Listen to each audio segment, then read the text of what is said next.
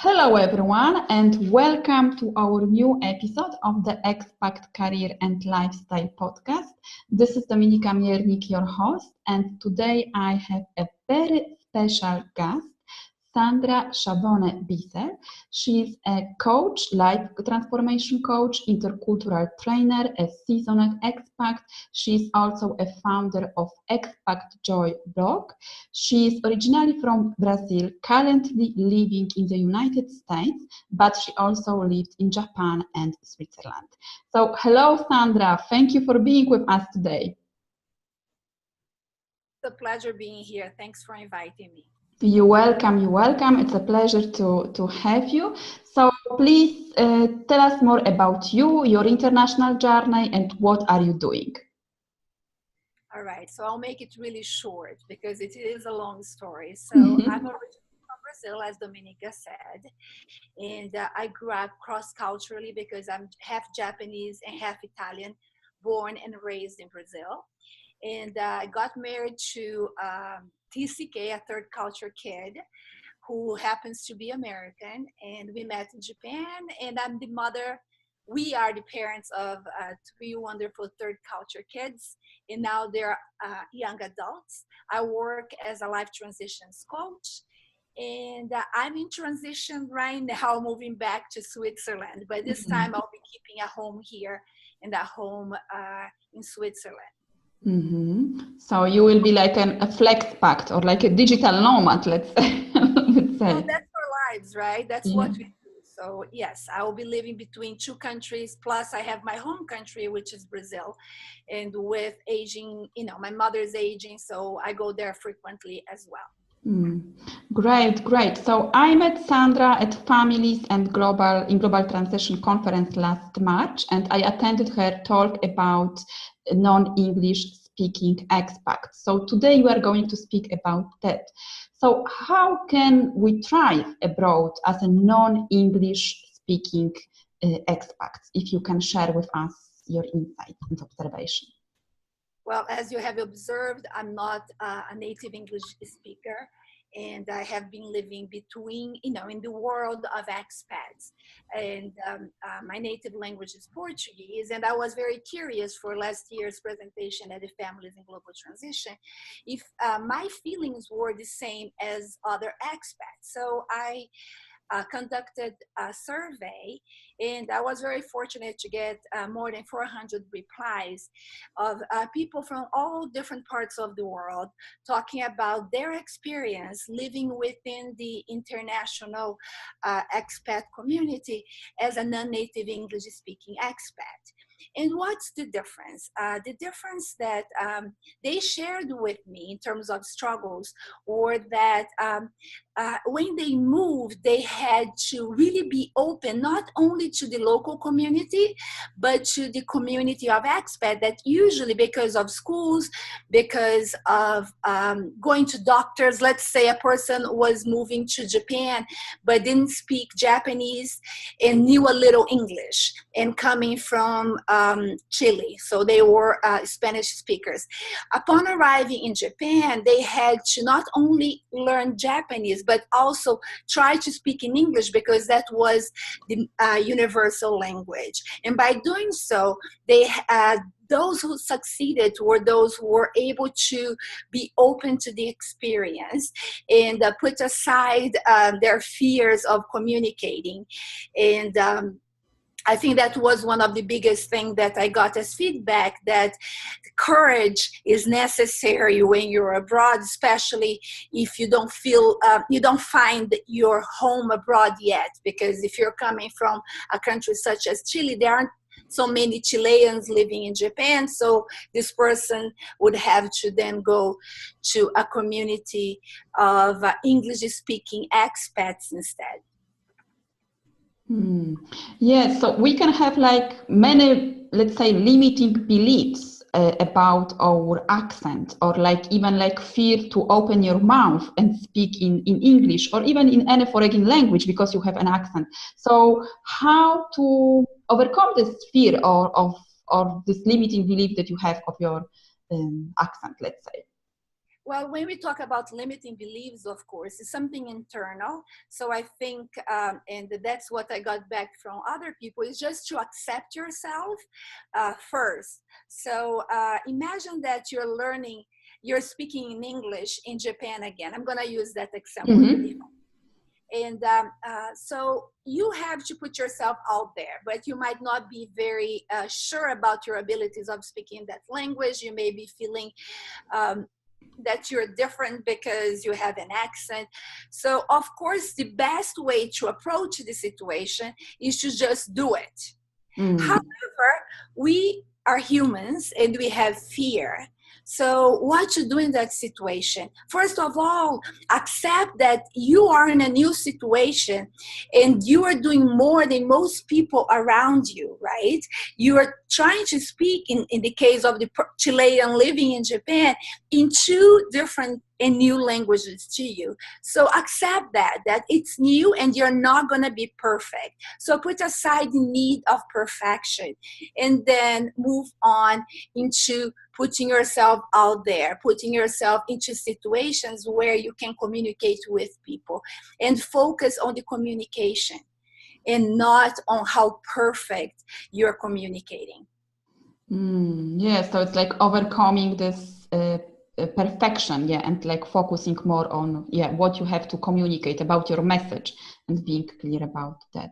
So what are like we can talk about like successful traits of non-English speaking expats. So what are those traits, like based on your survey? So the first one, of course, is to be open to the situation, to be able to accept where you are and put yourself out there. You also have to go back to the person you are. And how can I explain this? But let's say it always goes back to ourselves, right? So if you put yourself in a new situation, but you decide that you will try to be like others, you're most likely not going to succeed. Having courage. So when we are abroad, just by going abroad, of course, we are already taking a big step. We are putting ourselves out of our comfort zone. And therefore embrace the situation and do it more frequently and do it more times, so your performance will eventually reflect your efforts. Yes. So sometimes we can also like be scared of like negative comments that we can hear from other people about our accent. So they can be even like funny comments, like being funny comments about how we speak. So how to like overcome, because this can like stop us, even with, for example, we are looking for a new job in a foreign country or English speaking country, or even like starting a business, even like doing videos on Facebook, and you are not speaking in your language. So you can be afraid like of negative comments. So how to overcome this fear of being criticized? So, Dominica, fear is based on our egos, right? Mm-hmm. Our concern of how we look like in front of other people. So go back to what you have to say, go back to your communication, and forget about yourself in that case. So what is your goal? If you're making a video for Facebook, why are you making a video? Mm-hmm. Is it to communicate with another human being? If that's the goal, how you deliver it is unimportant. Of course, I'm not taking away the importance of practicing. I'm not taking away the importance of preparing for the video. But after you've done your homework, after you've done your best, just do it again. We go back to that first thing I just said.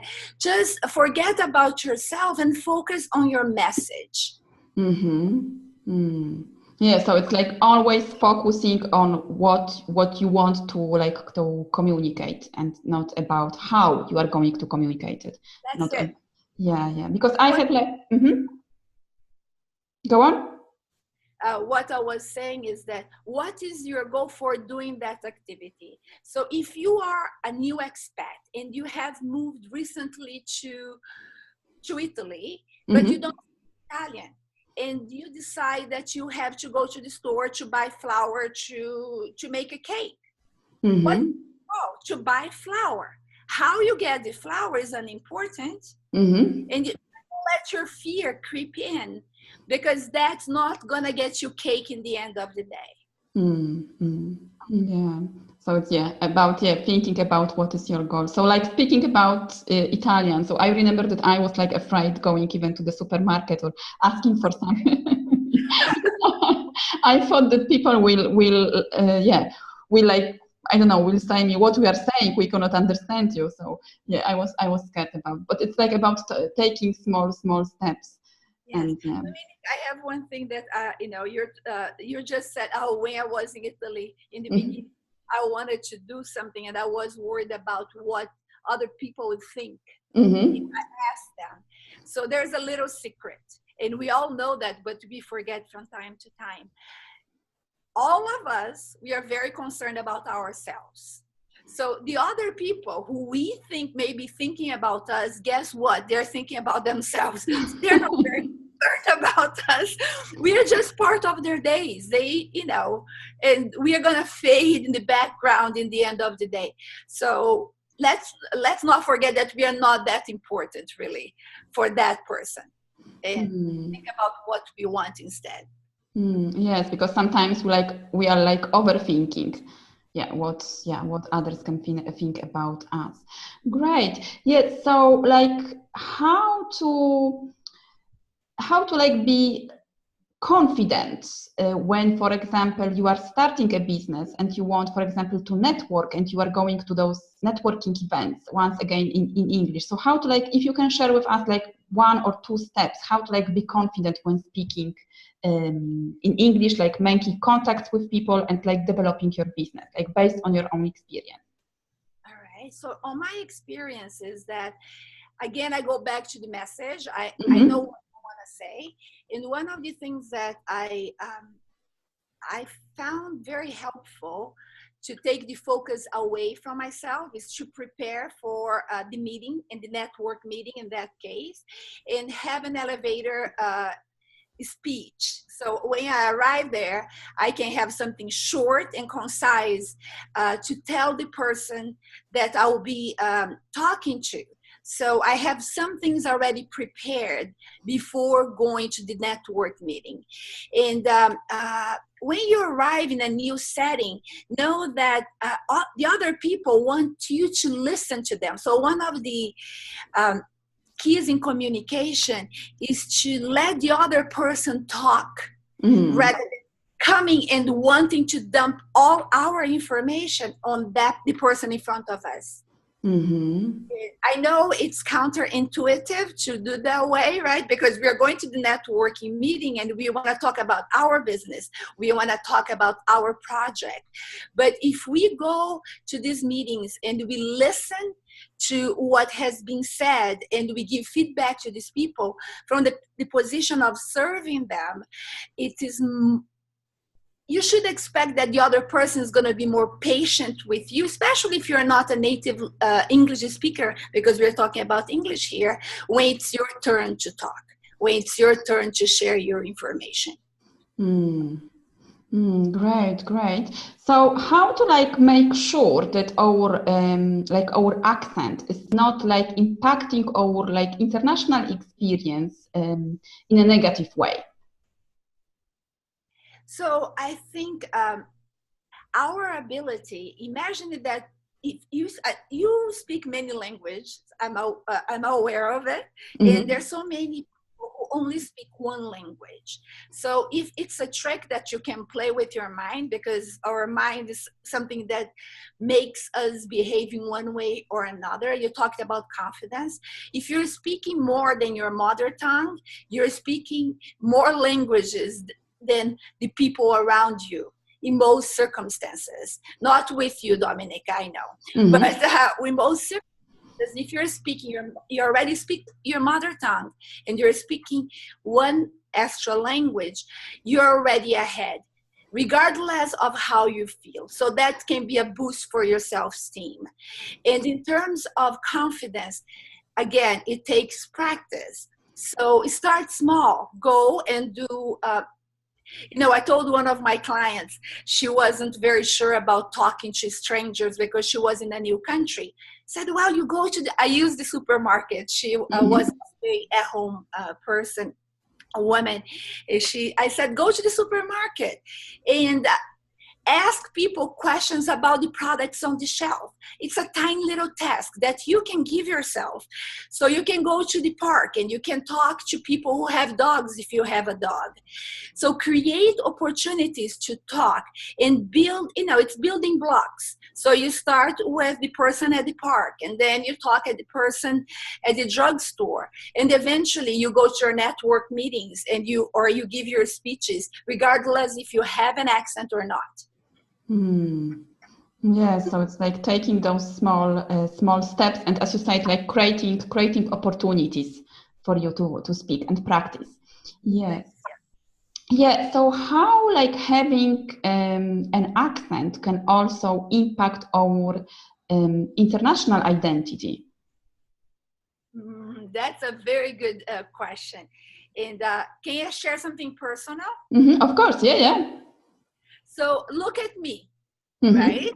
So I look pretty Asian. My outside is very Asian, right?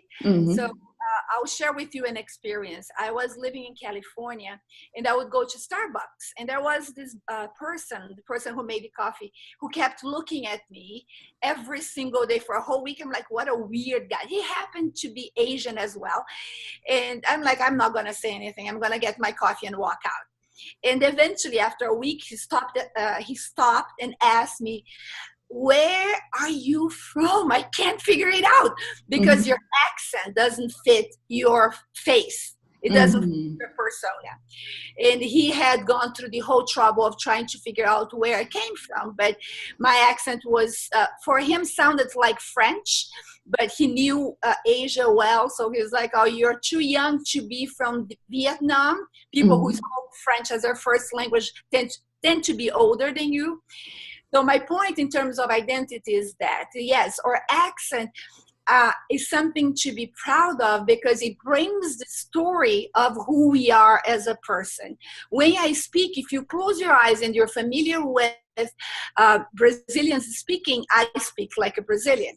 But if you open your eyes, I don't fit that profile. So our accent is part of our identity as an international person, as these global nomads we all are. And by being proud of it and knowing that's part of who we are, instead of, I love what Arianna Huffington said, and I even talked about it during the FIGT. Arianna is trying to remember the name of her new project, Thrive, right? Global Thrive is her site now, and she's the founder of the Huffington Post. And I loved the interview I listened of her by Tim Ferriss, talking about having an accent, that for many years she was unsure about her accent, but proud of it at the same time. And once her ex-husband asked her if she wanted to reduce it, do some sort of training to reduce her accent, she ended up divorcing that person and keeping her accent, because our accent is what it is. Yes, you can make it important to change aspects of it if it's necessary and doable. Some people can change it, some people can't. But the importance is the communication. So if the person in front of you can understand you, regardless of your accent, it's something that I choose to be proud of. And if it impacts your communication, perhaps you want to change it. Because remember, the goal is to communicate, right? And not if you have an accent or not. Beautiful, beautiful. So what was like your biggest challenge in your international experience, and how did you overcome it?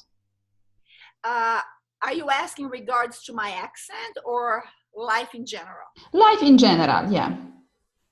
Okay, so my biggest challenge. I think the biggest challenge for me is always when I move from one place to another place, is the starting part of it, because I don't know many people.